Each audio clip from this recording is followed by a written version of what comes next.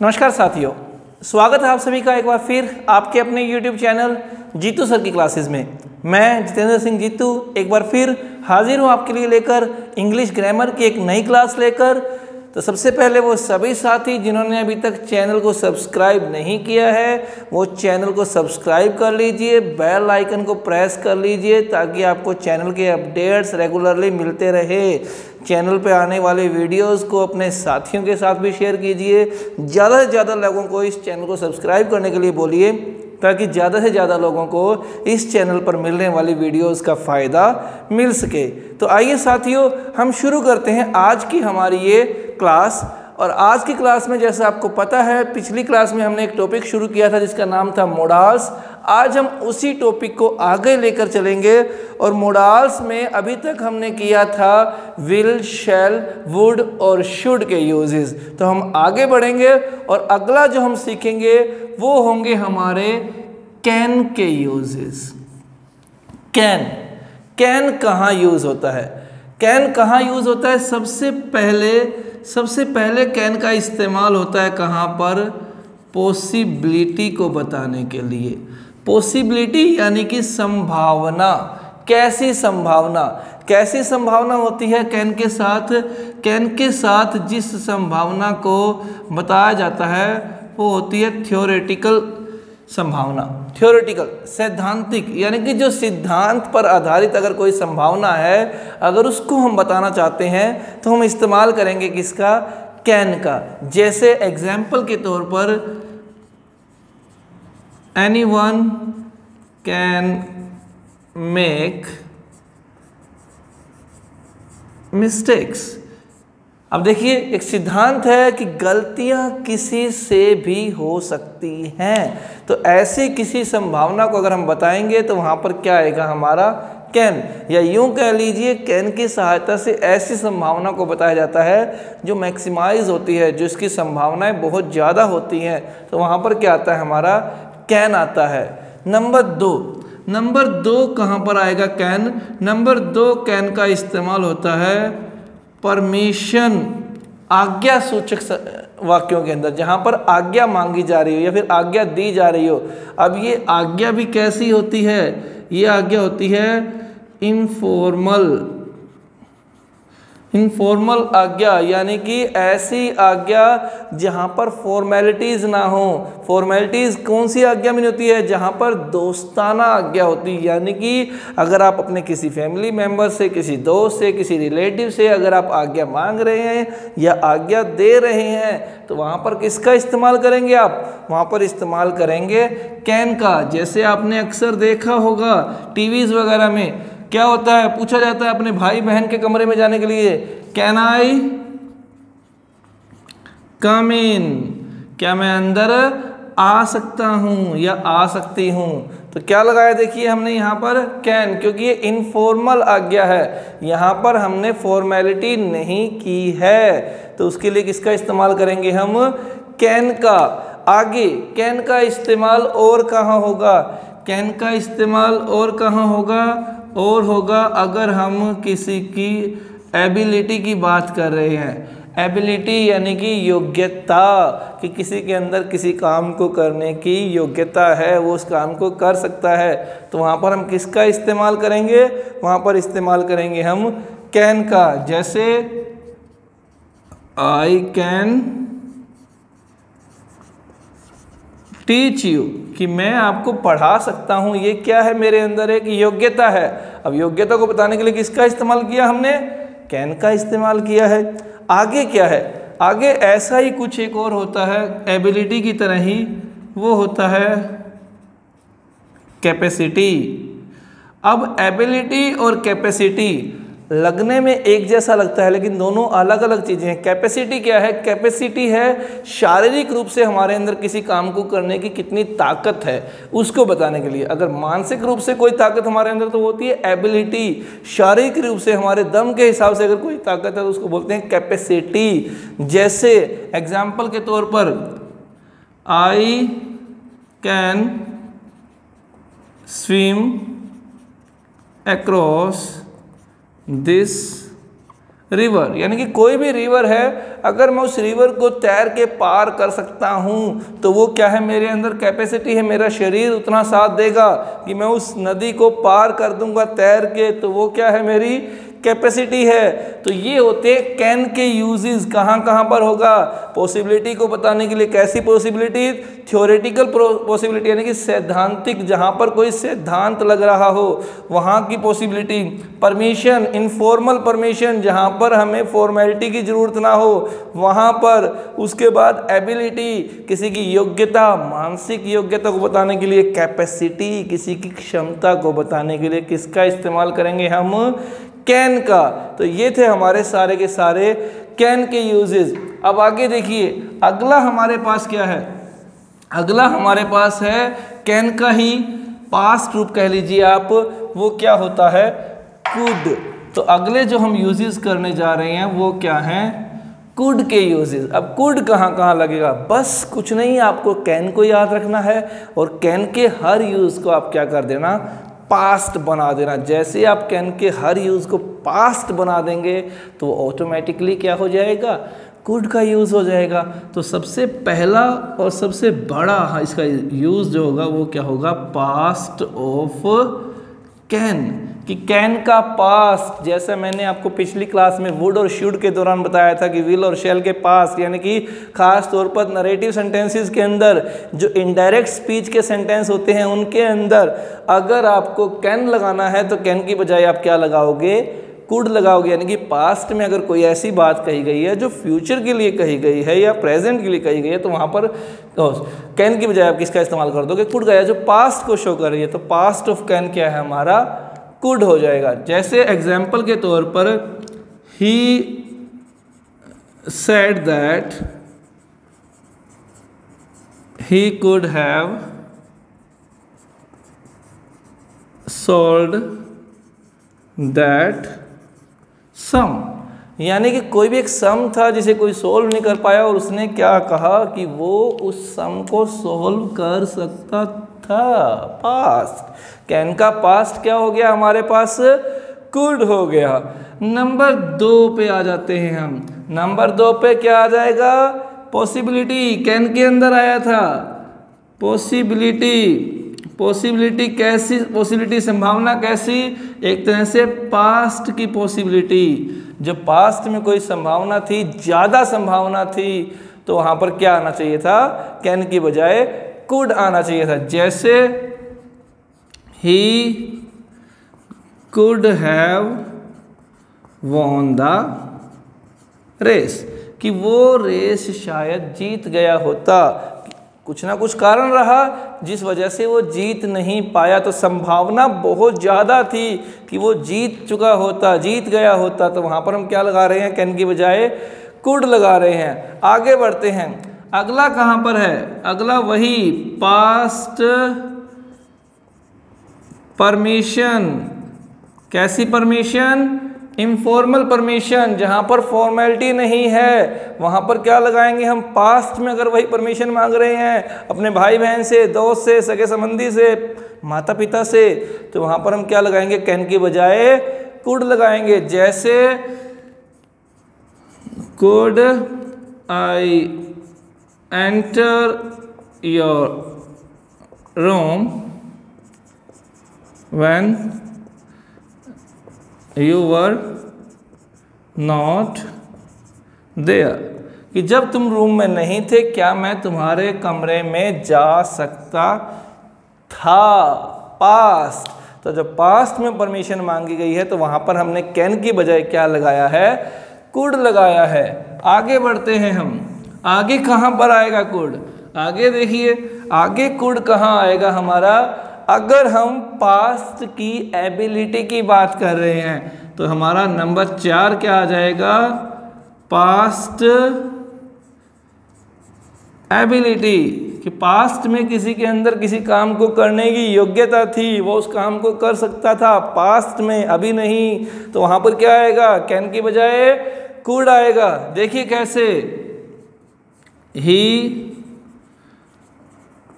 Could have taught us if ही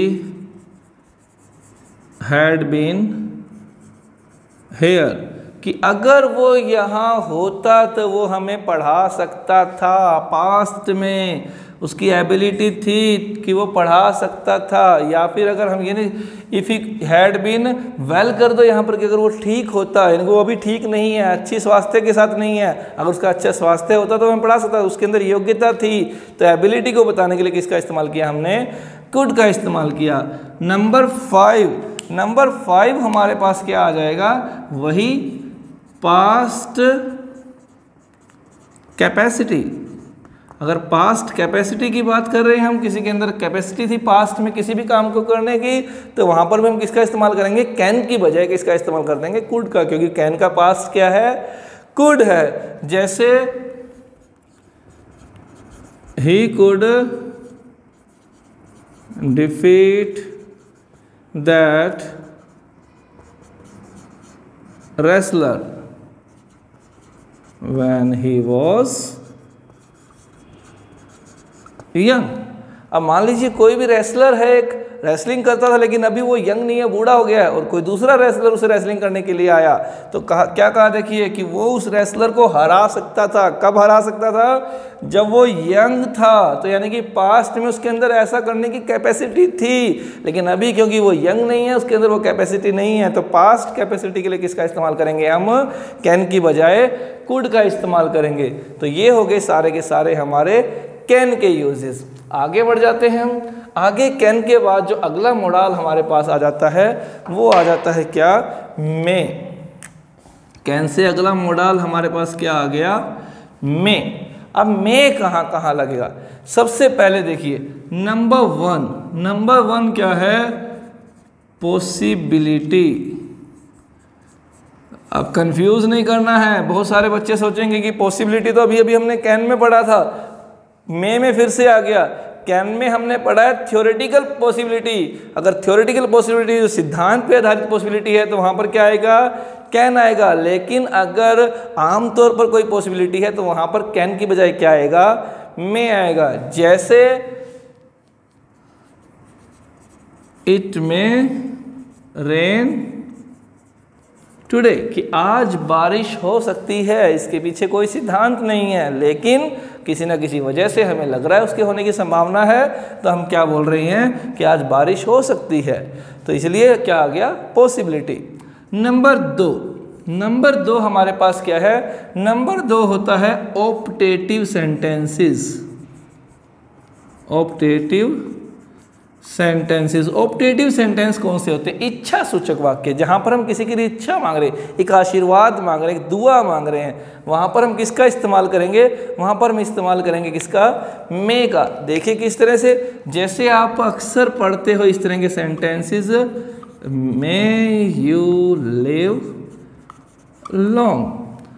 पहचान रखिएगा, sign of exclamation. मैंने पिछली क्लास के दौरान आपको बताया था कि साइन ऑफ एक्सक्लेमेशन मोडाल्स के अंदर अक्सर सिर्फ 2 ही जगह आता है, या मे वाले सेंटेंस में या फिर वुड वाले सेंटेंस में। वुड वाले सेंटेंस के लिए मैंने आपको बताया था कि ऐसे सेंटेंस में सिंगुलर सब्जेक्ट के साथ प्लूरल वर्ब मिलेगी, लेकिन यहाँ पर ऐसा कुछ नहीं होगा। जब ऐसा कुछ नहीं है, तो आपके ब्लैंक में क्या हो जाना चाहिए? हमेशा मे हो जाना चाहिए, अगर आपको मोडाल्स फिल करने के लिए कहा गया है।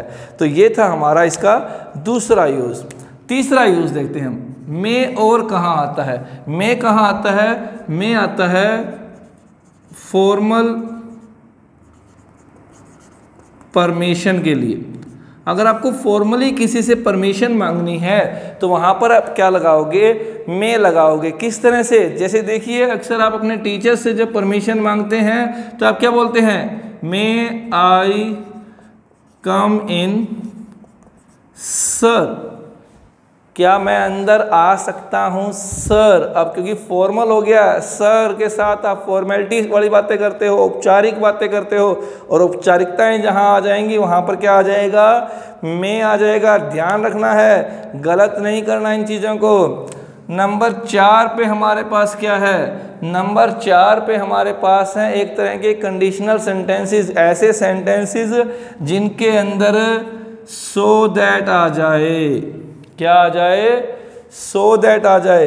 कभी कभी सो दैट की बजाय एज दैट भी आ जाता है, अक्सर सो दैट ही आता है। ऐसे सेंटेंस में आप क्या लगाओगे, हमेशा में लगाओगे। कब लगाओगे, जब सो दैट दिया गया हो और सो दैट से पहले आपको प्रेजेंट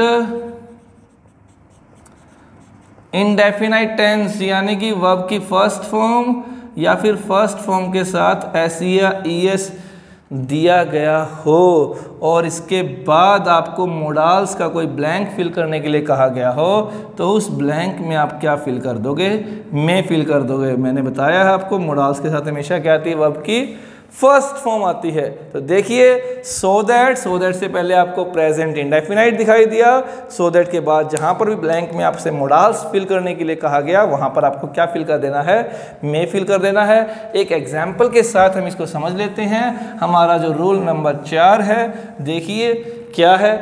जैसे एक एग्जाम्पल हम करके देखते हैं कि we eat so that we may live, कि हम खाते हैं। क्यों खाते हैं, कारण क्या है, ताकि हम जी सकें। यानी कि एक तरह से ये रीज़न को भी बता रहा है कि उसका कारण क्या है। जब ऐसे सेंटेंसेस होंगे तो वहाँ पर हम क्या लगाएंगे, अगर प्रेजेंट इंडेफिनाइट दिखाई देगा तो दूसरे हिस्से में हम क्या भर देंगे, हमेशा क्या भर देंगे, में भर देंगे। तो ये हो गए हमारे में के यूजेस। आगे बढ़ते हैं हम। अगले हमारे जो यूजेस आते हैं वो आते हैं माइट के यूजेस, कि माइट कहाँ कहाँ लगाना है आपको। माइट सबसे पहले अभी हमने जो मे के लिए लास्ट रूल किया था उसी तरह का एक रूल करते हैं हम माइट के अंदर। क्या, कि अगर किसी सेंटेंस को सो दैट के साथ जोड़ा गया है और सो दैट से पहले उसी सेंटेंस के अंदर पास्ट इंडेफिनाइट आया है। अब ध्यान रखना है आपको, वहाँ पर आया था प्रेजेंट इंडेफिनाइट यानी कि फर्स्ट फॉर्म, यहाँ पर आया है पास्ट इंडेफिनाइट यानी कि सेकंड फॉर्म। अगर ऐसा आया है तो जिस हिस्से में आपको ब्लैंक फिल करने के लिए कहा गया है वहाँ पर आप क्या भर दोगे, माइट फिल कर दोगे। ऐसे सेंटेंसेस में कई बार कुड भी आ जाता है, तो ध्यान रखना आपको। अगर आपको ऑप्शंस दिए गए हैं तो ऑप्शंस में अगर माइट है तो माइट फिल कर दीजिए, अदरवाइज अगर ऑप्शंस में कुड दिया गया है तो आप कुड को भी यहाँ पर फिल कर सकते हैं। और मोडाल्स के बाद हमेशा क्या आती है, वर्ब की फर्स्ट फॉर्म आती है। एक एग्जाम्पल के जरिए हम इसको भी समझते हैं। जैसे I went there so that I might meet him। मतलब कोई भी है, मैं उससे मिलने के लिए गया। मेरा मिलने जाने का पर्पज़ क्या था कि मैं वहाँ क्यों गया, ताकि मैं उससे मिल सकता। अब देखिए यहाँ पर सो दैट से पहले क्या है, सेकंड फॉर्म है। जब सेकंड फॉर्म है तो आपने क्या भरा है, माइट भरा है। अगर यहीं पर सो दैट से पहले फर्स्ट फॉर्म होती तो आप माइट के बजाय क्या फिल करते, यहाँ पर में फिल करते। बहुत बारीकियों से ध्यान रखना है ऐसी चीज़ों को। तो ये था हमारा माइट का पहला यूज़। अगले यूजेस क्या हैं, अगले यूजेस जनरली वही हैं जो आपने में के अंदर किए थे। सबसे पहला क्या है, फॉर्मल परमिशन। कैसी परमिशन, फॉर्मल, जो पास्ट में है। ध्यान रखना है, अगर पास्ट में किसी फॉर्मल परमिशन की बात है तो वहाँ पर आप मे की बजाय क्या लगा दोगे, माइट लगाओगे। जैसे एग्जाम्पल के तौर पर might I join your class when you were teaching.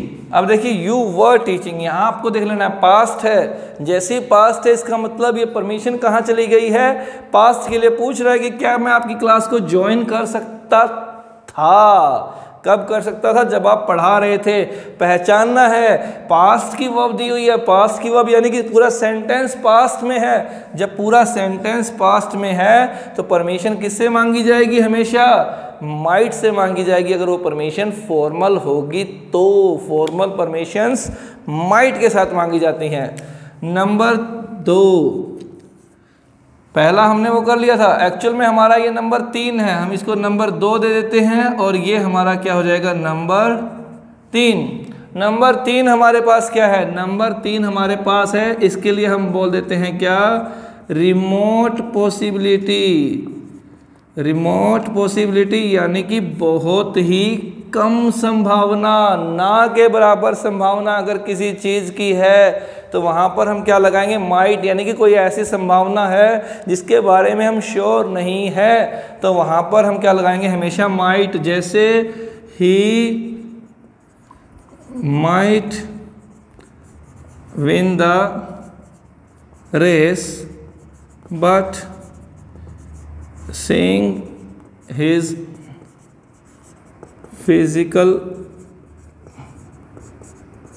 condition I am not so sure। अब देखिए रिमोट पॉसिबिलिटी है, कह रहा है कि वो शायद रेस जीत जाएगा परंतु उसकी जो फिजिकल कंडीशन है उसको देखते हुए मैं श्योर नहीं हूँ, श्योर नहीं हूँ। यानी कि रिमोट पॉसिबिलिटी है, बहुत कम पॉसिबिलिटी, उसकी शारीरिक कंडीशन ऐसी नहीं है कि वो रेस को जीत सके, लेकिन फिर भी हो सकता है वो जीत जाए। तो ऐसी रिमोट पॉसिबिलिटी के लिए हम क्या लगाएंगे, हमेशा माइट लगाएंगे। तो ये था हमारा माइट का अगला यूज़। उसके बाद हम आगे बढ़ते हैं। आगे क्या है, आगे भी वही है जैसे हमने में किया था। अगर किसी के लिए ब्लेसिंग मांगी गई है, यानी कि कैसे sentences, optative sentences, optative sentences of past. अगर पास्ट का कोई ऑप्टेटिव सेंटेंस है, पास्ट में किसी के लिए इच्छा मांगी गई है तो वहाँ पर क्या आएगा, में की बजाय क्या लगाओगे आप, माइट लगाओगे। जैसे the beggar prayed that the old man might prosper। अब क्या है, देखिए किसी ओल्ड मैन ने हो सकता है बैगर की हेल्प की हो, तो बैगर क्या कर रहा है, प्रे कर रहा है, पास्ट प्रेड आ गया, देखिए सेकंड फॉर्म आ गई है।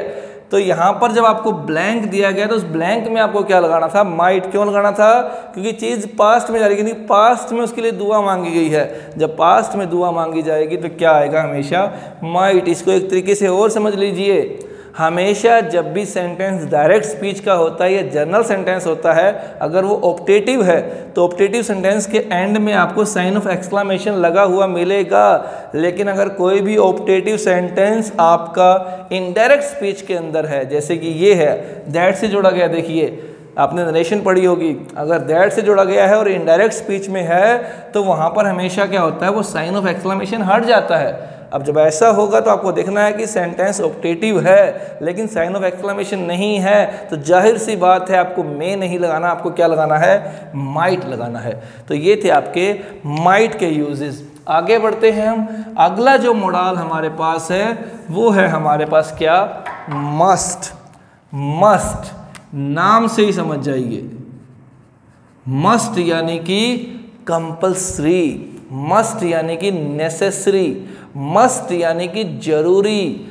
जब जरूरी कोई भी चीज़ हो जाए तो वहाँ पर क्या आएगा, हमेशा मस्ट आएगा। नंबर वन क्या आएगा, हमेशा कहाँ पर आएगा, जहाँ पर चीज़ें क्या हो जाएं, नेसेसरी हो जाएं, यानी कि नेसेसिटी को दर्शाने के लिए क्या आएगा, हमेशा मस्ट आएगा। जैसे you must follow the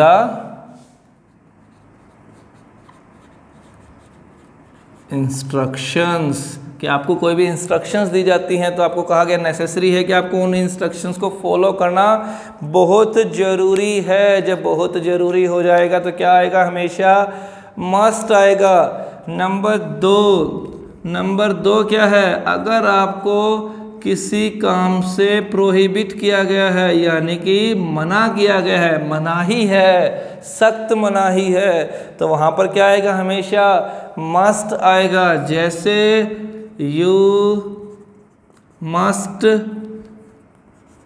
not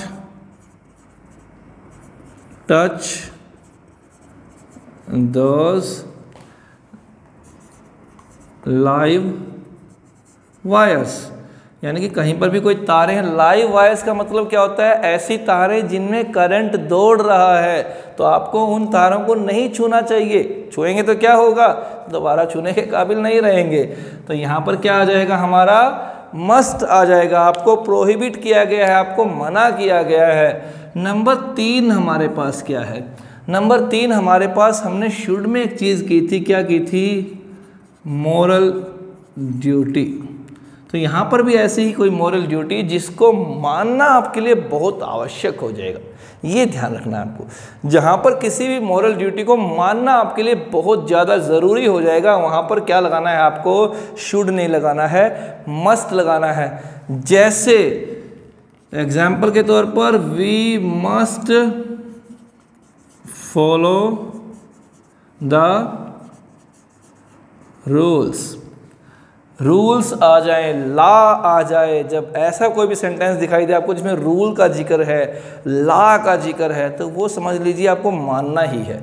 वहाँ पर आप बिना सोचे भी अगर मस्ट लगा दोगे तो आपका 100 आउट ऑफ 100 ठीक होगा। वो रूल्स, ला, जहाँ पर भी आए ध्यान रखना है। जहाँ पर मालिक नौकर की बात आ जाए, अगर किसी नौकर के लिए कहा गया है, उसको मालिक की कोई भी चीज़ माननी जरूरी हो जाएगी, क्योंकि अगर वो नहीं मानेगा तो क्या होगा, उसे नौकरी से हाथ धोना पड़ सकता है, मालिक उसकी तनख्वाह काट लेगा। तो जब मालिक नौकर की बात हो तो भी आपको क्या लगाना है, मस्ट लगाना, क्योंकि उसकी ड्यूटी बनती है कि एक नौकर की ड्यूटी क्या है, अपने मालिक की हर इंस्ट्रक्शन को फॉलो करना, मानना। तो ये होगी हमारी मोरल ड्यूटी। नंबर 4 हमारे पास क्या आती है, नंबर 4 हमारे पास आती है कोई सजेशन, या फिर इसको कह सकते हैं हम क्या, एडवाइस, सलाह या उपदेश। जब ऐसा कुछ भी आ जाए तो वहाँ पर भी आपको क्या लगाना है, मस्ट लगाना है। जैसे एग्जाम्पल के तौर पर, यू मस्ट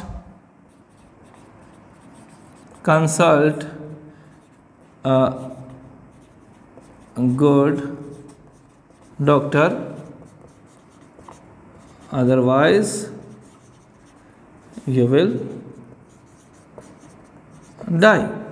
अब देखिए क्या है कि आपको एक अच्छे डॉक्टर को जरूर दिखाना चाहिए, अदरवाइज आप मर जाएंगे। अब दिखाना जरूरी हो गया, डॉक्टर से कंसल्ट करना जरूरी हो गया। क्यों? क्योंकि कंसीक्वेंस है। जहाँ पर भी कंसीक्वेंसेस हों, जहाँ पर भी प्रभाव हो कि ऐसा नहीं करोगे तो ऐसा हो सकता है, वहाँ पर क्या लगाना है आपको, हमेशा मस्ट लगा देना है।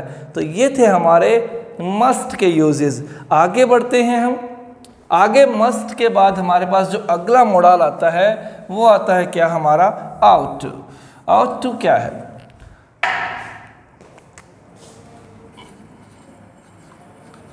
आउट टू क्या है हमारा, एक तरह से एक मोरल ऑब्लिगेशन है। मोरल ऑब्लिगेशन बोल दीजिए या मोरल ड्यूटी बोल दीजिए, मोरल ड्यूटी बोल दीजिए या फिर एक क्या है, मोरल ऑब्लिगेशन। ये शुड की तरह ही है। जैसे आपने शुड में किया था मोरल ड्यूटी को, वैसा ही आउट टू में आपको करना है कि अगर कहीं पर कोई मोरल ड्यूटी दी गई है, कोई ऑब्लिगेशन दी गई है, तो वहाँ पर आप क्या लगाओगे, वहाँ पर आप आउट टू लगाओगे। आउट टू को मैंने लिख दिया, देखिए शुड के इक्वल, ये शुड के जैसा ही होता है, शुड की तरह ही इस्तेमाल होता है। जैसे एग्जाम्पल के तौर पर हमने बोला था we should help the poor, हम यहाँ पर क्या कह सकते हैं, we ought to help the poor, कि हमें गरीबों को मदद देनी चाहिए। लेकिन ध्यान रखना है, अगर ब्लैंक के बाद आपको टू दिया गया है, वहाँ पर कोई मोरल ऑब्लिगेशन या मोरल ड्यूटी बन रही है, तो वहाँ पर आपको क्या लगाना है, आउट लगाना, क्योंकि शुड के साथ टू नहीं होता है। तो ये हमारा था आउट टू। इसके बाद अगला जो मॉडल हमारे पास आता है वो आता है हमारे पास क्या, used to. Used to, used to कहाँ पर आएगा, यूज्ड टू कहाँ पर आएगा, देखिए सबसे पहली चीज पास्ट हैबिट। अगर आप अपने माइंड को थोड़ा सा पीछे लेकर जाओगे तो पास्ट हैबिट हमने मोरल्स में ही पढ़ा है। कहाँ पढ़ा है? वुड के अंदर पढ़ा है। जी हाँ, आपने बिल्कुल सही समझा इसको।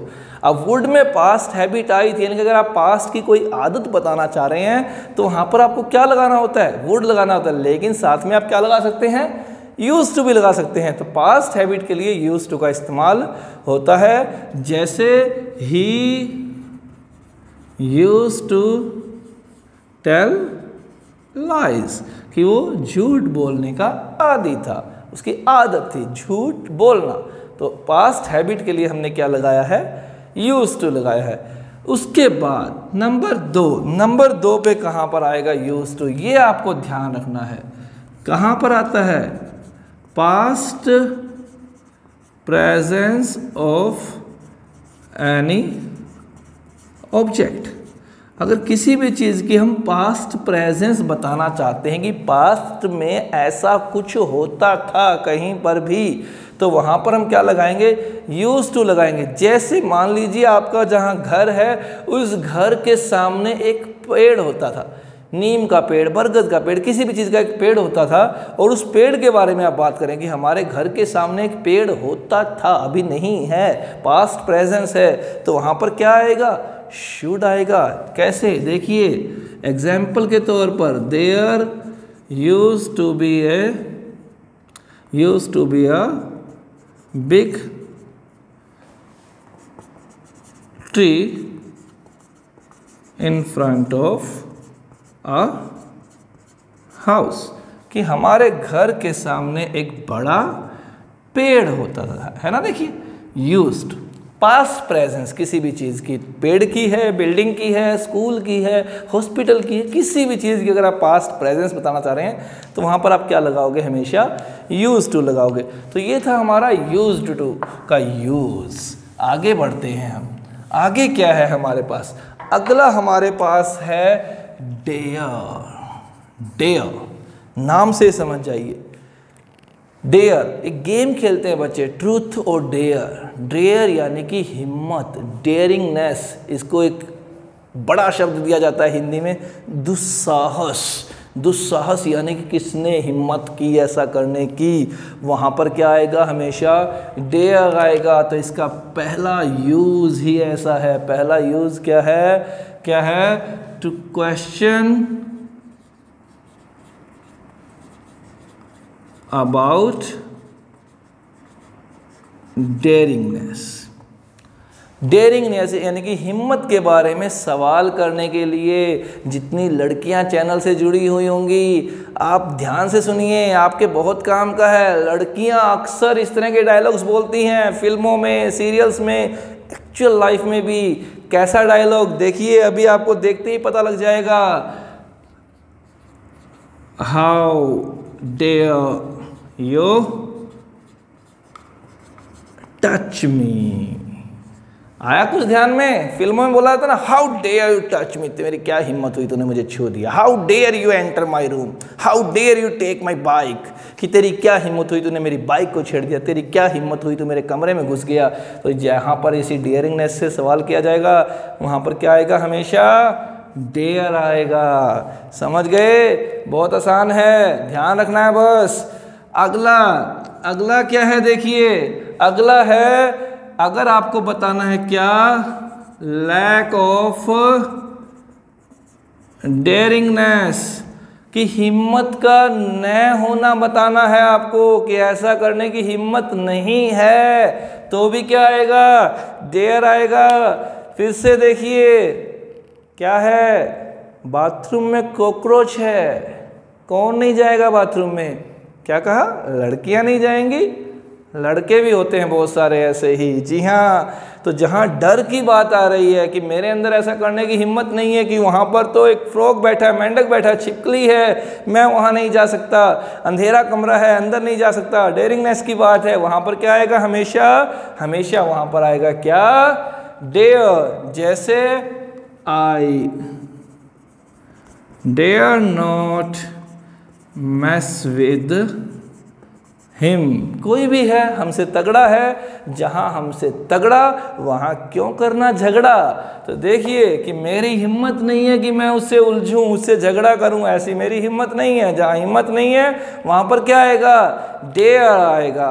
तो ये था आपका डेयर के यूजेस। और अब last but not the least हमारे पास क्या आता है, नीड। इसको नीड नॉट के रूप में ही पढ़ते हैं। क्या है, नीड या फिर नीड नॉट। अब ये देखो, नीड, यूज टू और डेयर जो हमने अभी लास्ट में की है सारी मार्जिनल्स होती हैं, मार्जिनल वर्ब बोलते हैं। मार्जिनल वर्ब क्यों बोलते हैं, क्योंकि ये मेन वर्ब की तरह भी काम करते हैं। जैसे I need a pen, I need a pen, यहाँ पर मैंने कोई और वर्ब नहीं लगाई है, लेकिन सेंटेंस का एग्जैक्ट मीनिंग निकलता है कि मुझे एक पेन चाहिए। तो यहाँ पर नीड ने क्या किया, मेन वर्ब का काम कर दिया। लेकिन यही नीड क्या है, एक मोडाल का काम भी करता है। जैसे you need not go there, you need not go there, यहाँ पर मेन वर्ब क्या है, गो है, और नीड नॉट क्या कर रहा है, हेल्प कर रहा है। तो वहाँ पर वो क्या है, एक मोडाल ऑक्सिलरी है। तो देखिए नीड के अंदर क्या क्या है। सबसे पहला क्या है, सबसे पहला है टू क्वेश्चन अबाउट नेसेसिटी, कि आवश्यकता के बारे में सवाल करना। देखा होगा आपने, कई बार कुछ लोग पूछते हैं क्या ऐसा करने की ज़रूरत है। अक्सर हमारी मम्मियाँ हमें डांटती है, तुझे वहाँ जाने की ज़रूरत है, उस बंदे से मिलने की ज़रूरत है, फ़ोन ज़्यादा यूज़ करने की ज़रूरत है। तो ज़रूरत है क्या, तो वहाँ पर क्या आएगा, हमेशा नीड आएगा। जैसे नीड यू गो देयर, क्या तुम्हें वहाँ जाने की ज़रूरत है ना। देखो बोलते वक्त भी क्या लग रहा है, जैसे मम्मी डांट के बोल रही है। तो ऐसे सेंटेंसेस में हमेशा क्या आता है, नीड आता है। आगे बढ़ते हैं, अगला जो इसका यूज़ है वो क्या है, वो है आवश्यकता का न होना। किसी वजह से भी किसी आवश्यकता का न होना, वहाँ पर भी क्या आएगा, हमेशा नीड आएगा। To express lack of necessity, कि आवश्यकता का न होना। जैसे मान लीजिए किसी दिन बारिश हो रही है, अब बारिश हो रही है तो किसी ने सोचा है मुझे बाहर जाना है, क्या करना है, छतरी लेके जाना है, लेकिन अचानक से बारिश रुक गई। अब जब बारिश रुक गई तो हम क्या कहेंगे, हम कहेंगे कि बारिश रुक चुकी है, छतरी लेके जाने की ज़रूरत नहीं है। क्या होगा, it has stopped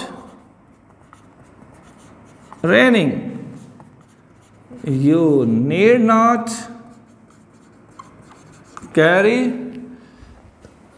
an umbrella, कि बारिश रुक चुकी है, आपको छाता लेके जाने की आवश्यकता नहीं है। तो ये था हमारा नीड और नीड नॉट। मेन रूप से हमारे मोडाल्स यहाँ पर आकर ख़त्म हो जाते हैं। एक और मोडाल है जिसे रिसेंटली मोडाल्स की कैटेगरी में जोड़ दिया गया है, अक्सर उसे भी मोडाल्स की तरह ही ट्रीट किया जाता है, हम उसको भी डिस्कस कर लेते हैं। वो क्या है हमारा, वो है हैव टू। हैव टू कहाँ आता है, हैव टू आता है जब किसी बाहरी ताकत की, बाहरी फोर्स के साथ हमें फोर्सफुली कोई काम करने के लिए कहा जाए कि तुम्हें ऐसा करना ही होगा किसी भी कीमत पर। जब ऐसा है तो वहाँ पर क्या आएगा, हैव टू आएगा। जैसे you have to finish this work within 2 hours. मान लीजिए काम ज़्यादा है, लेकिन हमें क्या कहा गया है कि तुम्हें किसी भी कीमत पर इस काम को 2 घंटे में पूरा करना होगा। अब करना होगा फोर्सफुली हमें कहा गया है। तो वहाँ पर क्या आया है, देखिए वहाँ पर आया है हमारा हैव टू। तो ये थे हमारे सारे के सारे मोडाल्स। होपफुली आपको मोडाल्स के सारे कंसेप्ट्स बहुत अच्छे से क्लियर हो गए होंगे। तो आशा करता हूँ कि आपको वीडियोस पसंद आ रहे होंगे। अगर आपको वीडियोस पसंद आ रहे हैं, आपके काम के लग रहे हैं, आपके लिए उपयोगी लग रहे हैं, तो ज़रूर से ज़रूर आप वीडियो को लाइक कर दीजिए कीजिए, वीडियो को ज़्यादा से ज़्यादा लोगों के साथ शेयर कीजिए ताकि ज़्यादा से ज़्यादा लोगों को इन वीडियोज़ का फ़ायदा मिल सके। और हाँ, अपने दोस्तों को बोलिए कि चैनल को ज़रूर सब्सक्राइब करें, बेल आइकन को प्रेस करें ताकि ज़्यादा से ज़्यादा अच्छे उनको अपडेट्स मिलते रहें। थैंक यू, शुक्रिया।